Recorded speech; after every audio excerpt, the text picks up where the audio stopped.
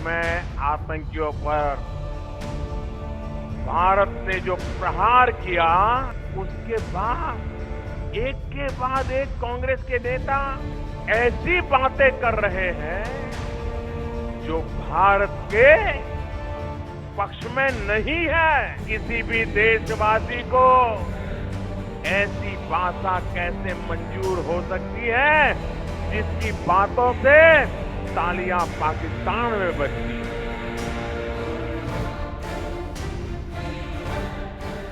जिस मेरठ में 1857 के पहले स्वतंत्रता संग्राम की क्रांति हुई थी, उसी मेरठ से प्रधानमंत्री मोदी ने 2019 का रण जीतने के मकसद से बिगुल फूका। वहां उनके भाषण से साफ हो गया कि राष्ट्रवाद और राष्ट्रीय सुरक्षा उनका मुख्य चुनावी मुद्दा होगा। देश को हिंदुस्तान के हीरो चाहिए या पाकिस्तान के? हिंदुस्तान के हीरो चाहिए या पाकिस्तान के?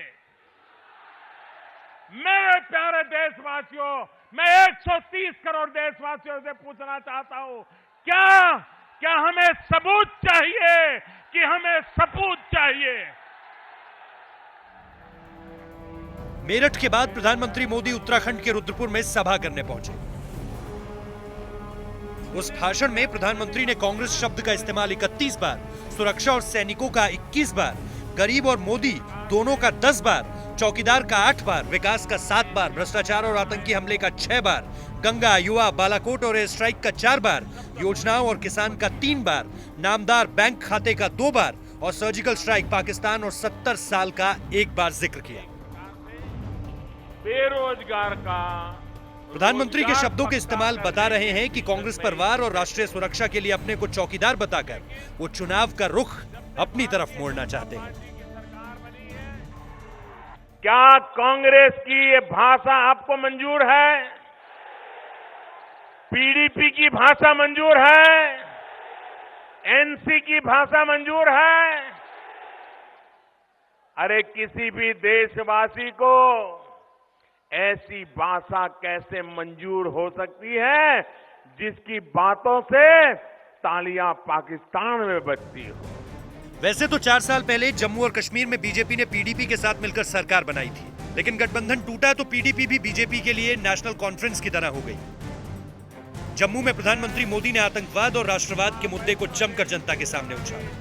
आज कांग्रेस, नेशनल कॉन्फ्रेंस और पीडीपी की साझेदारी ने एक चक्र पूरा कर दिया है। जम्मू कश्मीर की स्थिति जो आज है, इसके लिए ये तीनों जिम्मेदार है। जम्मू से पहले जब प्रधानमंत्री नरेंद्र मोदी उत्तराखंड के रुद्रपुर में थे, तो उन्होंने इस मुद्दे को उठाया। मकसद साफ है कि उत्तराखंड के सैनिक परिवारों तक सीधी बात पहुंच सके। तो मैं याद दिलाना चाहूंगा कि हमारे देश के वीर सैनिक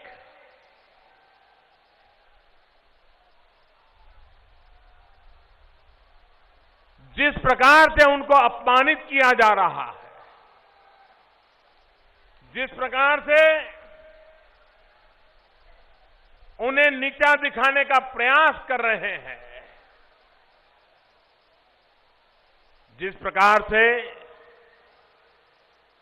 देश के सेना नायक को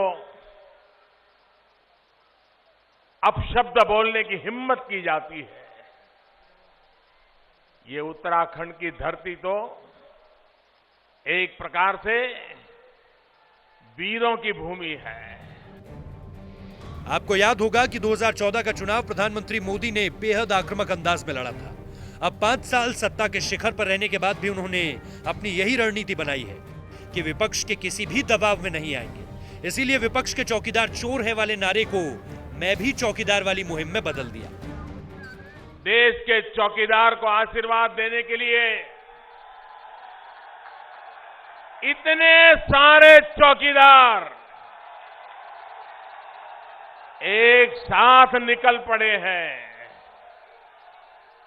भाइयों बहनों, मेरे साथ पूरी ताकत से बोलिए। मैं कहूंगा मैं भी